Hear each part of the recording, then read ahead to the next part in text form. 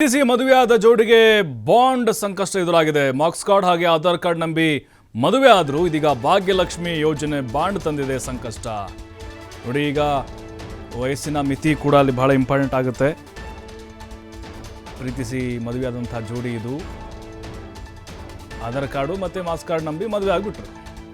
ಆದರೆ ಭಾಗ್ಯಲಕ್ಷ್ಮಿ ಯೋಜನೆ ಬಾಂಡ್ ಇರುತ್ತಲ್ವ, ಅದೀಗ ಸಂಕಷ್ಟವನ್ನು ತಂದುಬಿಟ್ಟಿದೆ. ಶಾಲಾ ದಾಖಲಾತಿ ಪ್ರಕಾರ ಇವತ್ತಿಗೆ 19 ವರ್ಷ. ಭಾಗ್ಯಲಕ್ಷ್ಮಿ ಬಾಂಡ್ ಬರ್ತ್ ಸರ್ಟಿಫಿಕೇಟ್ ಪ್ರಕಾರ ಅಪ್ರಾಪ್ತೆ. 18 ಮುಗಿದಿಲ್ಲ. ಯಲಹಂಕ ನ್ಯೂ ಟೌನ್ ಠಾಣೆಯಲ್ಲಿ ಪ್ರಕರಣ ದಾಖಲಾಗಿದೆ. ಈಗ ಪ್ರಕರಣ ದಾಖಲಿಸಿಕೊಂಡು ಯುವಕನನ್ನು ಬಂಧಿಸಿದ್ದಾರೆ ಪೊಲೀಸರು. ನೋಡಿ, ಅಪ್ರಾಪ್ತೆ ಇನ್ನು. ನೋಡಿ, ಮಾರ್ಕ್ಸ್ ಕಾರ್ಡ್ ತೋರಿಸ್ತಾ ಇದ್ದಾನೆ, ಮದುವೆ ಆದಂಥ ಹುಡುಗ. ಆದರೆ ಬಾಂಡಲ್ಲಿ, ಭಾಗ್ಯಲಕ್ಷ್ಮಿ ಬಾಂಡಲ್ಲಿ ಡೇಟ್ ಆಫ್ ಬರ್ತ್ ಪ್ರಕಾರ ಮತ್ತು ಶಾಲಾ ದಾಖಲಾತಿ ಪ್ರಕಾರ ಅಲ್ಲಿ ಆಕೆಗೆ 18 ಮುಗಿದಿಲ್ಲ. ಬರ್ತ್ ಸರ್ಟಿಫಿಕೇಟ್ ಪ್ರಕಾರ ಆಕೆ ಇನ್ನೂ ಅಪ್ರಾಪ್ತೆಯಾಗಿದ್ದಾಳೆ. ಆಧಾರ್ ಕಾರ್ಡಲ್ಲಿ ಹೆಚ್ಚು ಕಡಿಮೆ ಆಗ್ತಾ ಇರುತ್ತೆ. ಮಾರ್ಕ್ಸ್ ಕಾರ್ಡ್ ಆಗಿರ್ಬೋದು, ಅದರಲ್ಲೂ ಕೂಡ ಕೆಲವೊಂದು ಸರಿ ಹೆಚ್ಚು ಕಡಿಮೆ ಆದಂಥ ಉದಾಹರಣೆಗಳು ಭಾಳ ಇರ್ತವೆ. ಆದರೆ ಇಲ್ಲಿ ಭಾಗ್ಯಲಕ್ಷ್ಮಿ ಬಾಂಡು ಮತ್ತು ಬರ್ತ್ ಸರ್ಟಿಫಿಕೇಟು ಈ ಎರಡರ ಪ್ರಕಾರ ಬಾಲಕಿ ಆಕೆ ಇನ್ನೂ ಅಪ್ರಾಪ್ತೆ. ಇದೇ ಈಗ ಸಂಕಷ್ಟ ತಂದೊಡ್ಡಿದೆ, ಬಂಧನ ಆಗಿದೆ. ಕಳೆದ ಸೋಮವಾರವಷ್ಟೇ ಈ ಜೋಡಿ ಮದುವೆ ಆಗಿತ್ತು. 3-4 ವರ್ಷಗಳಿಂದ ಪ್ರೀತಿ ಮಾಡ್ತಾ ಇದ್ರು ವಿನೋದ್ ಕುಮಾರ್ ಹಾಗೆ ಯುವತಿ. ಮಾರ್ಕ್ಸ್ ಕಾರ್ಡು ಆಧಾರ್ ಕಾರ್ಡ್ ನೋಡಿ ಮದುವೆ ಆಗಿಬಿಟ್ರು. ಡೇಟ್ ಆಫ್ ಬರ್ತ್ 18 ಮುಗಿತಾ, ನಡಿ ತಾಳೆ ಕಟ್ಟು ಮದುವೆ ಆಗಿ. ಆದರೆ ಈಗ ಅವ್ರ ಕುಟುಂಬಸ್ಥರು ಬಿಡಬೇಕಲ್ಲ, ಹುಡುಗಿ ಕುಟುಂಬಸ್ಥರು ಅವರು ತೆಗೆದಿದ್ದಾರೆ. ಯುವತಿ ಚಿಕ್ಕಪ್ಪ ಬೆಂಗಳೂರಲ್ಲಿ ತಹಶೀಲ್ದಾರ್ ಆಗಿದ್ದಾರೆ ಅನ್ನುವಂಥ ಮಾಹಿತಿ. ತಹಶೀಲ್ದಾರ್ ಆದರೆ ಎಲ್ಲ ತೆಗೆಸ್ಬಿಡ್ತಾರೆ, ಪ್ರಭಾವ ಬಳಸಿಕೊಂಡು ದೂರು ಕೊಡಿಸಿದ್ದಾರೆ ಅಂಥೇಳಿ ಈಗ ಯುವಕ ಆರೋಪ ಮಾಡ್ತಾ ಇದ್ದಾರೆ.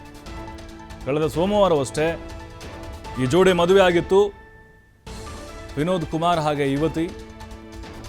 ಈಗ ಆ ಮದುವೆ ಆಗಿರುವಂಥ ಯುವತಿಯ ಚಿಕ್ಕಪ್ಪ ಬೆಂಗಳೂರಿನಲ್ಲಿ ತಹಶೀಲ್ದಾರ್ ಅಂತೆ. ಎಲ್ಲ ಡಾಕ್ಯುಮೆಂಟನ್ನು ತೆಗೆಸಿದ್ದಾರೆ ಅವರು. ಕಾನೂನು ಪ್ರಕಾರವೇ ಹೋರಾಟವನ್ನು ಆರಂಭ ಮಾಡಿದ್ದಾರಂತೆ. ಈಗ ಮದುವೆ ಆದಂಥ ಹುಡುಗ ಮಾರ್ಕ್ಸ್ ಕಾರ್ಡ್ ನೋಡಿ, ಇಲ್ಲಿ ಡೇಟ್ ಆಫ್ ಬರ್ತ್ ಇಷ್ಟಿದೆ, ಆಕೆಗೆ 18 ಮುಗಿದಿದೆ, ಅಪ್ರಾಪ್ತೆಯಲ್ಲ ಅಂತ ಆತನ ವಾದ. ಜೊತೆಗೆ ಆಧಾರ್ ಕಾರ್ಡು ಅದನ್ನೂ ತೋರಿಸಿದ, ಅದರಲ್ಲಿ ಡೇಟ್ ಆಫ್ ಬರ್ತ್ ಪ್ರಕಾರ ಈಕೆಗೆ 19 ವರ್ಷ. ಆದರೆ ಅವ್ರ ಕಡೆದವರು ಕುಟುಂಬಸ್ಥರು ತಹಶೀಲ್ದಾರ್ ಅಂತ ಏನು ಅವ್ರ ಚಿಕ್ಕಪ್ಪ ಇದ್ದಾರೆ, ಅವ್ರ ಕಡೆದವ್ರು ಕೂಡ ಬಿಡ್ತಾ ಇಲ್ಲ. ನೋಡಿ, ಬರ್ತ್ ಸರ್ಟಿಫಿಕೇಟು, ಭಾಗ್ಯಲಕ್ಷ್ಮಿ ಬಾಂಡು, ಇದರಲ್ಲಿ ಡೇಟ್ ಆಫ್ ಬರ್ತ್ ನೋಡಿ 1 ವರ್ಷ ಕಡಿಮೆ ಇದೆ. ಯಾವ್ದು ನಂಬೇಕು, ಯಾವ್ದು ಬಿಡ್ಬೇಕು, ಈ ಥರ ಪ್ರಶ್ನೆಯನ್ನು ಮಾಡ್ತಾ ಇದ್ದಾರೆ.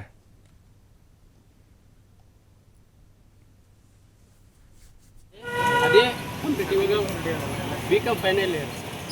ಇವಾಗ ಎಷ್ಟು ವರ್ಷ ಇದೆ ಸರ್? 19 ವರ್ಷ, 1 ತಿಂಗಳು, ಇವತ್ತಿಗೆ 15 ದಿವಸ ಆಗ್ತದೆ ಸರ್. ಇವಾಗ ಅವೆಲ್ಲ ರಿಕಾರ್ಡ್ ಶೀಟ್ನಲ್ಲಿ ಇವಾಗ ಏಜ್ ಇಲ್ಲ ಅಂತ ಮತ್ತೆ ಕಳ್ಳು ಸೃಷ್ಟಿ ಮಾಡಿದ್ದಾರೆ ಇರುತ್ತೆ. ಅದೇ ಇವಾಗ ಬಿಕಾಮ್ ಫೈನಲ್ ಇಯರ್. ಇವಾಗ ಎಷ್ಟು ವರ್ಷ ಇದೆ ಸರ್? 19 ವರ್ಷ, 1 ತಿಂಗಳು, ಇವತ್ತಿಗೆ 15 ದಿವಸ ಆಗ್ತದೆ ಸರ್.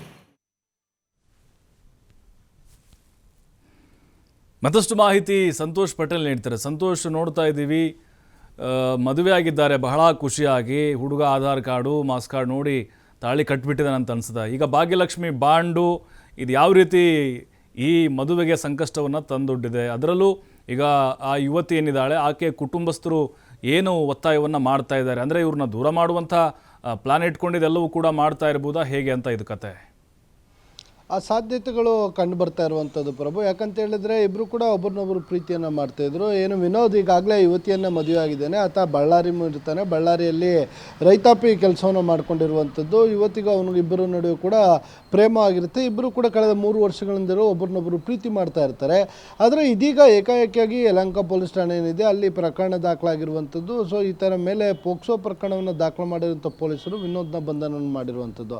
ಪ್ರಕರಣದ ಹಿನ್ನೆಲೆಯನ್ನು ನೋಡ್ತಾ ಹೋದಂಥ ಸಂದರ್ಭದಲ್ಲಿ ಈ ಯುವತಿ ಮತ್ತು ವಿನೋದ್ ಇದ್ದಾರೆ, ಇಬ್ಬರು ಒಬ್ಬರನ್ನೊಬ್ಬರು ಪ್ರೀತಿ ಮಾಡ್ತಾರೆ. ಆದರೆ ಇದಕ್ಕೆ ಯುವತಿ ಮನೆಯವರ ವಿರೋಧವಿತ್ತು ಅನ್ನೋ ಮಾಹಿತಿ ಲಭ್ಯವಾಗ್ತಿರುವಂಥದ್ದು. ಇದೇ ಕಾರಣಕ್ಕಾಗಿ ಬಳ್ಳಾರಿಯಲ್ಲಿ ಶ್ರೀರಾಮುಲು ಏನಿದ್ದಾರೆ ಅವರ ಮನೆಯಲ್ಲೂ ಕೂಡ ಹಿಂದೆ ರಾಜ್ಯ ಪಂಚಾಯತಿ ಕೂಡ ಮಾಡಲಾಗಿತ್ತು ಅನ್ನೋ ಮಾಹಿತಿ ಲಭ್ಯವಾಗ್ತಾ ಇರುವಂಥದ್ದು. ಆ ಸಂದರ್ಭದಲ್ಲಿ ಯುವತಿಯ ಚಿಕ್ಕಪ್ಪ ಕೂಡ ಬಂದಿದ್ದರು, ಎಲ್ಲರೂ ಕೂಡ ಮಾತುಕತೆಯನ್ನು ಮಾಡಿಕೊಂಡಿದ್ರು, ರಾಜಿ ಸಂಧಾನ ಆಗಿತ್ತು. ಆದರೆ ಆ ಯುವತಿ ರಾಜಿ ಸಂಧಾನ ಆಗಿ ಬರುವಂಥ ಸಂದರ್ಭದಲ್ಲಿ ವಿನೋದ್ಗೆ ಹೇಳಿದಂಥದ್ದು, ಒಂದು ವೇಳೆ ನೀನು ಬರಲಿಲ್ಲ ಅಂತ ಹೇಳಿದ್ರೆ, ನನ್ನನ್ನು ಮದುವೆ ಆಗಲಿಲ್ಲ ಅಂತ ಹೇಳಿದ್ರೆ ನಾನು ಆತ್ಮಹತ್ಯೆಯನ್ನು ಮಾಡ್ಕೊಳ್ಬೇಕಾಗ್ತದೆ, ನಾನು ಸಾಯ್ತೀನಿ ಅಂತ ಹೇಳಿರ್ತಾಳೆ. ಈ ಕಾರಣಕ್ಕಾಗಿ ಆಕೆಯನ್ನು ಪ್ರೀತಿಸಿರ್ತಾರೆ. ಆತನಿಗೂ ಕೂಡ ಯುವತಿಯನ್ನು ಬಿಡಲಿಕ್ಕೆ ಇಷ್ಟ ಇರೋದಿಲ್ಲ. ಹೀಗಾಗಿ ಅವರು ಮದುವೆಯನ್ನು ಆಗ್ತಾರೆ. ಮದುವೆಯನ್ನು ಆಗುವಂಥದ್ದು ದಾಖಲಾತಿಗಳು ಮಾರ್ಕ್ಸ್ ಕಾರ್ಡ್ಗಳನ್ನು ನೋಡಿದಾಗ ಸಂದರ್ಭದಲ್ಲಿ ಅವಳು ಓದ್ಕೊಂಡ್ಬಂದಿರುವಂಥದ್ದು ನೋಡಿದ್ರೆ ಈಗ ಆಕೆ BCom ಫೈನಲ್ ಇಯರನ್ನು ಮಾಡ್ತಾ ಇರುವಂಥದ್ದು. ಯುವಕ ಹೇಳುವ ಪ್ರಕಾರ ಸುಮಾರು 19 ವರ್ಷ 1 ತಿಂಗಳ ಮೇಲೆ 15 ದಿನಗಳ ಆಕೆ ಆಗಿದೆ ಅಂತ ಹೇಳಲಾಗ್ತಿದೆ. ಆದರೆ ಈ ಯುವತಿಯ ಚಿಕ್ಕಪ್ಪ ಈಗಾಗಲೇ ದೂರನ್ನು ನೀಡಿರುವಂಥದ್ದು. ಆ ದೂರಿನ ಅನ್ವಯ ಈಗಾಗಲೇ ಆಕೆ ಭಾಗ್ಯಲಕ್ಷ್ಮಿ ಬಾಂಡ್ನಲ್ಲಿ ಏನು ಡೇಟನ್ನು ಉಲ್ಲೇಖವನ್ನು ಮಾಡ್ತಾರೆ, ಅದನ್ನು ಗಮನಿಸಿದಾಗ ಆಕೆಗೆ ಇನ್ನೂ ಕೂಡ 17 ವರ್ಷ ಆಗಿದೆ ಅಂತ ಹೇಳಿ ಅವರು ಈ ದೂರನ್ನು ಉಲ್ಲೇಖವನ್ನು ಮಾಡಿ ಅದರಲ್ಲಿ ಪೋಕ್ಸೋ ಪ್ರಕರಣವನ್ನು ದಾಖಲು ಮಾಡಿರುವಂಥದ್ದು. ಅಂದರೆ ಯುವತಿಯ ಚಿಕ್ಕಪ್ಪ ಏನಿದ್ದಾರೆ ಅವರು ತಹಶೀಲ್ದಾರ್ ಇದ್ದಾರೆ. ಹೀಗಾಗಿ ಅವರ ತಮ್ಮ ಅಧಿಕಾರವನ್ನು ದುರುಪಯೋಗ ಪಡಿಸ್ಕೊಂಡು ಇನ್ಫ್ಲೂಯೆನ್ಸನ್ನು ಮಾಡಿಕೊಂಡು ಈ ರೀತಿಯಾಗಿ ಬೆಂಗಳೂರಿನಲ್ಲಿ ಸುಳ್ಳು ಪ್ರಕರಣವನ್ನು ದಾಖಲು ಮಾಡಿದ್ದಾರೆ ಅಂತ. ಸೊ ಇವೆಲ್ಲವೂ ಒಂದು ಕಡೆ ಆದರೆ, ಮತ್ತೊಂದು ಕಡೆ ಪೊಲೀಸರು ಯಾವುದೇ ಪ್ರಕರಣವನ್ನು ದಾಖಲು ಮಾಡಬೇಕಾದ್ರೆ ಅದರ ದಾಖಲಾತಿಗಳನ್ನು ಕೂಡ ಅವರು ಪರಿಶೀಲನೆಯನ್ನು ಮಾಡಬೇಕಾಗುತ್ತೆ. ಕೇವಲ ಭಾಗ್ಯಲಕ್ಷ್ಮಿ ಬಾಂಡ್ ಏನಿದೆ ಅದೊಂದು ನೋಡಿ ಪೊಲೀಸರು ಪ್ರಕರಣವನ್ನು ದಾಖಲು ಮಾಡಲಿಕ್ಕೆ ಆಗೋದಿಲ್ಲ.